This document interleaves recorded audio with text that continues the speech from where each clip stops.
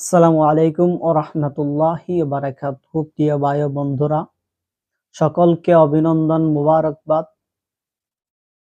তো আমার ধর্মপ্রাণ মুসলমান ভাইয়েরা, আপনাদের কাছে আমার একটি প্রশ্ন, তা হলো আপনার হাতে যদি 1000 টাকার নোট, 5টি নোট আপনার কাছে থাকে এবং তার মধ্য থেকে একটি নোট হারিয়ে যায়, তাহলে কি আপনি বাকি 4টি নোট ফেলে দিবেন নাকি যত্নে রাখবেন?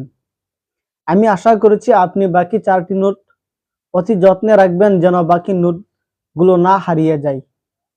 তাহলে ভাই, আপনি ঘুমিয়ে থাকার কারণে আপনার ফজর নামাজ কাজা হয়, অথবা চাকরিতে অথবা স্কুল কলেজ বিদ্যালয় বিভিন্ন ক্ষেত্রে থাকার কারণে, কাজকর্ম থাকার কারণে আপনার এক ওয়াক্ত নামাজ ছুটিয়া গেলে কেন ভাই আপনি বাকি 4 ওয়াক্ত নামাজ কেন কাজা করেন?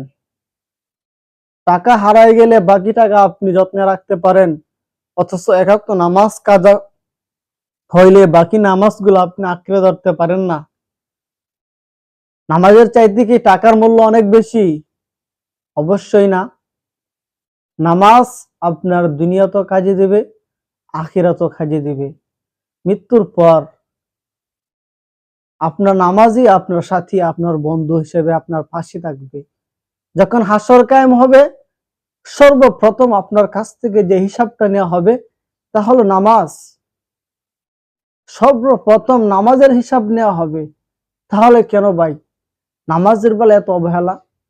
একটু চিন্তা করে দেখেন। বিশেষ করে যুবক ভাইয়েরা, আপনার বয়স 20 থেকে 25 অথবা এর কিছু কম বেশ 30-এর ভিতরে, মাত্র 20 বছর বয়সে আপনার দিল এত কঠিন, এত শক্ত হয়েছে যে মালিকের দরবারে আপনি আল্লাহ পাক রব্বুল আলামিনের কুদরতি পায়ে গিয়ে আপনি সিজদা করার মতো মন মানসিকতা আপনার এখনো তৈরি হয় নাই। এবার চিন্তা করেন আপনার দিলটা কতটুকু শক্ত হয়েছে। পাথরের চাইতে আরো বেশি শক্ত হয়ে গেছে। এজন্য ভাই, আপনার এই 20 বছর বয়সে যদি আপনার দিল, আপনার নফস এত শক্ত হয়ে যায়, তাহলে একবার চিন্তা করেন আপনার যখন 50, 60, 70 বছর হবে, তখন আপনার দিলটা কতটুকু শক্ত হবে। তখন আপনি চাইবেন, আপনি চেষ্টা করবেন, কিন্তু আপনি নামাজ পড়তে পারবেন না। কারণ আপনার অভ্যস্ত না থাকার কারণে আপনি চাইলেও নামাজ পড়তে পারবেন না।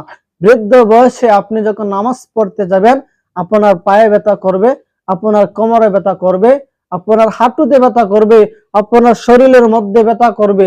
তখন আপনি বলবেন, আমার কোমরে ব্যথা পাই, আমার হাঁটুতে ব্যথা পাই, অর্থাৎ আমি অসুস্থ, আমি নামাজ পড়তে পারবো না। কিন্তু ভাই চিন্তা করেন, সারাটা জীবন দুনিয়ার পিছনে দৌড়তে দৌড়তে আপনি আপনার আখিরাত ধ্বংস করে দিচ্ছেন। শেষ বয়সে আপনার ইচ্ছা হয় আপনি 2 রাকাত নামাজ পড়তে, এক ওয়াক্ত নামাজকে মসজিদে গিয়ে পড়তে, 5 ওয়াক্ত নামাজ পড়তে, কিন্তু আপনি বার্ধক্যের কারণে আপনি আল্লাহ পাক রব্বুল আলামিনের হুকুম, ফরজ নামাজ আপনি আদায় করতে পারবেন না। আপনার দিলটা এমন শক্ত হবে। এজন্য এখনো সময় আছে ভাই, এখনো সময় আছে। হায়াত থাকতে, মৃত্যুর আসার আগ পর্যন্ত যতটুকু সম্ভব নামাজকে আমরা আঁকড়ে ধরি, নামাজকে বন্ধু বানাই, ইসলামকে আমি আঁকড়ে ধরি। ইসলামই যেন আমার জীবনের প্রতিটি ক্ষেত্রে, প্রতিটি কাজে যেন একমাত্র ইসলামকে, কোরআন এবং হাদিসকে অনুসরণ করে চলতে পারি, এই প্রচেষ্টায় আমরা নিয়োজিত থাকি।